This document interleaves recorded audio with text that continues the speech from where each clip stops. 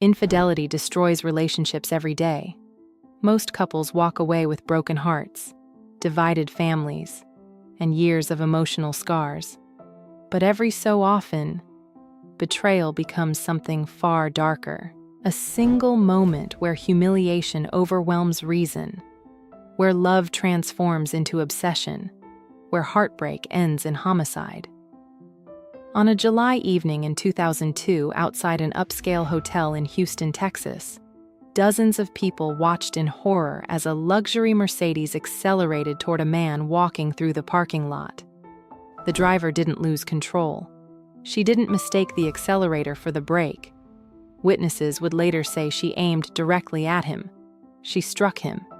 Then she circled back and drove over him again. She proceeded to run over him 3 more times. She then put the car in reverse and backed the car up and left the car on top of him. The victim was 44-year-old David Harris. The driver was his wife of 10 years, Clara Harris.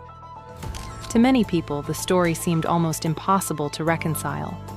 Clara wasn't someone with a violent criminal history. She was an educated woman, a successful orthodontist, a respected business owner, a mother, someone whose life appeared polished, stable, even enviable. So how does someone like that arrive at a parking lot prepared to kill? Was this simply a crime of passion? Or was it the final chapter in years of emotional dependency, betrayal, insecurity, and escalating desperation? Because while the violence lasted only seconds, the collapse behind it had been building for much longer. Tonight, we're exploring one of the most emotionally complex crimes in modern true crime history. Not to excuse it, not to sensationalize it, but to understand how humiliation, obsession, and the fear of losing everything can completely overwhelm judgment, and why recognizing those warning signs matters long before tragedy unfolds. Long before police arrived at the hotel parking lot, before the shattered windshield, before the tire tracks became evidence, there was a marriage slowly coming apart.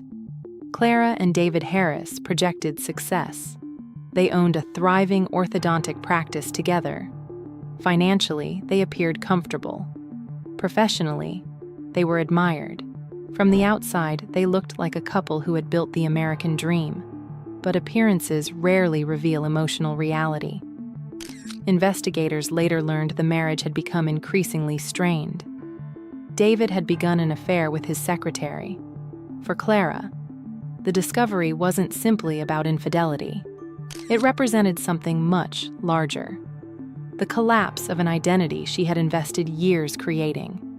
Marriage wasn't merely one part of her life. It was intertwined with her family, her career, her business, her future. When those foundations began to crack simultaneously, the emotional impact became enormous. Experts who study intimate partner violence often note that betrayal alone rarely causes homicide. Instead, violence tends to emerge when betrayal combines with perceived humiliation, loss of control, and an inability to imagine life after rejection. According to prosecutors, Clara became increasingly determined to confront the affair. She reportedly monitored David's movements. She desperately searched for proof. She confronted him repeatedly. She hired a private detective.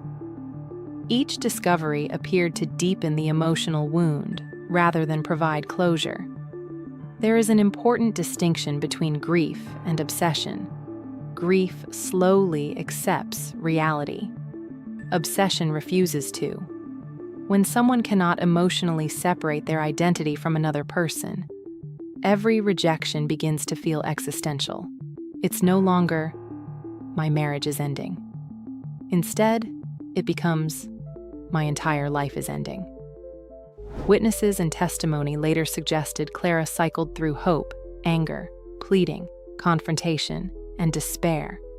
Each failed attempt to save the relationship may have intensified feelings of helplessness. Behavioral experts often describe these emotional cycles as escalating investments. The more someone sacrifices to preserve a relationship, the harder it becomes to accept losing it. Eventually, logic begins losing ground to emotion. Then came the trigger event.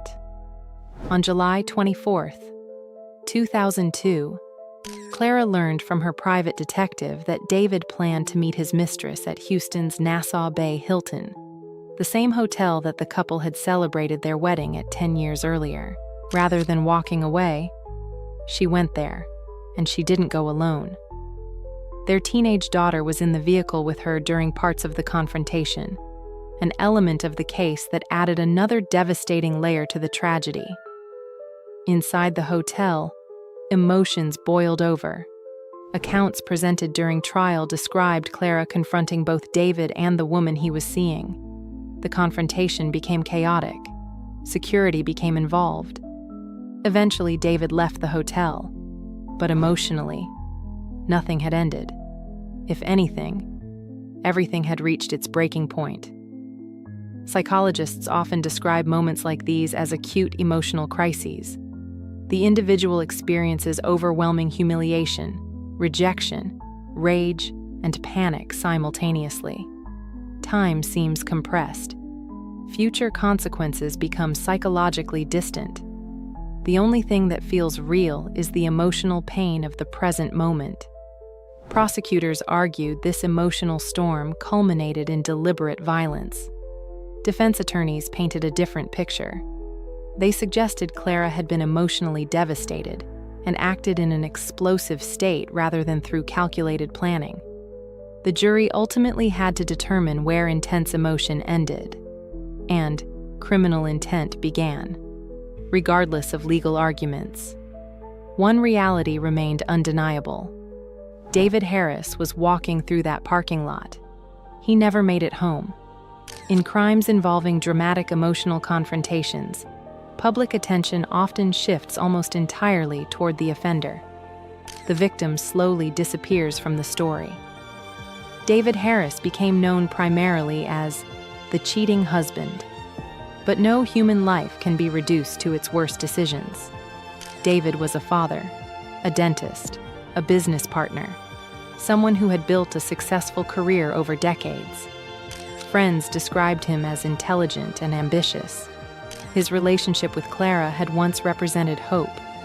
Together they had built both a family and a business. Like many marriages that end in infidelity, theirs was complicated. People close to the case described years of conflict, disappointment, and emotional distance. None of that justifies what happened, nor does it erase the pain caused by the affair itself. Two difficult truths can exist simultaneously. Someone can deeply hurt the people they love and still not deserve to die.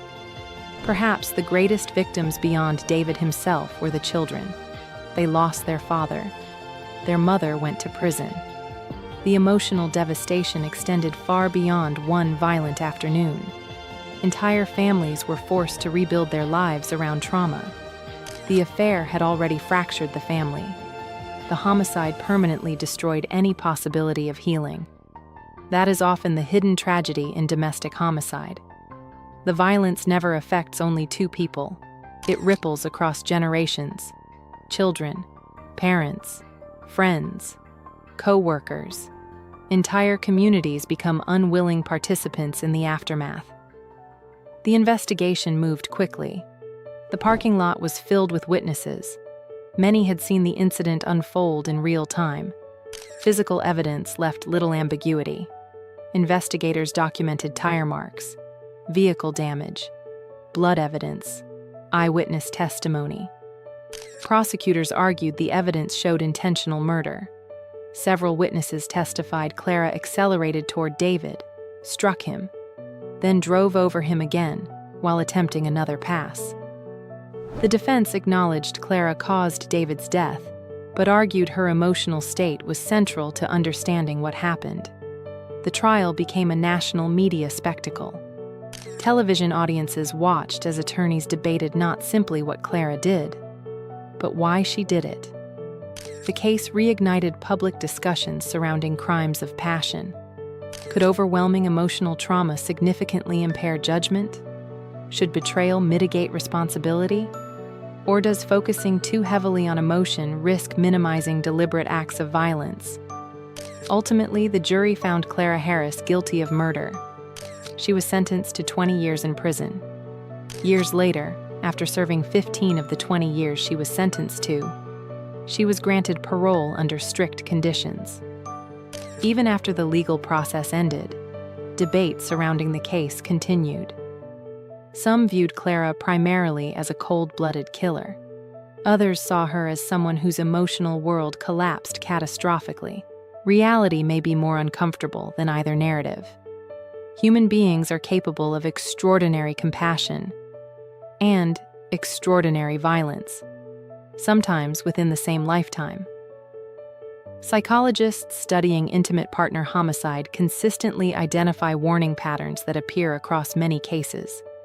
Increasing emotional dependency, difficulty accepting rejection, obsessive monitoring, escalating confrontations, viewing separation as unbearable rather than painful, attempts to regain control after losing it. None of these behaviors guarantee violence. Most never escalate that far. But when several appear together, particularly during a relationship ending, they deserve attention, intervention, support, distance. Sometimes lives depend on recognizing emotional crises before they become criminal ones. The Clara Harris case continues to fascinate people more than 2 decades later because it challenges one of our deepest assumptions.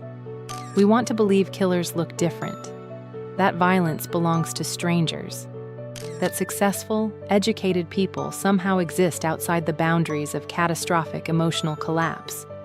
But human psychology doesn't work that way. Education doesn't eliminate emotional vulnerability. Success doesn't prevent obsession. Love, when mixed with humiliation, fear, and desperation, can become dangerously distorted. None of that excuses murder.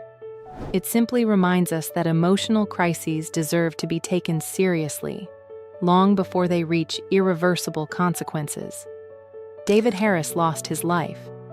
2 children lost both of their parents in different ways, one through death, one through imprisonment, and a single afternoon permanently reshaped countless lives. Perhaps the most haunting lesson isn't simply what happened in that hotel parking lot. It's how many opportunities existed beforehand for the story to end differently. Relationships fail every day. People betray one another. Hearts break. But the overwhelming majority of those stories never become murder. Understanding why some do, and learning to recognize the emotional warning signs before they escalate, may be one of the most important lessons true crime can offer. Was this ultimately a calculated act of revenge, or the catastrophic culmination of overwhelming emotional collapse? Share your perspective respectfully in the comments below. If you enjoy thoughtful psychological true crime that explores not only what happened, but why, consider subscribing for more documentaries that examine the human behavior behind history's most disturbing crimes. Because every crime tells a story. But every story begins long before the moment that changes everything.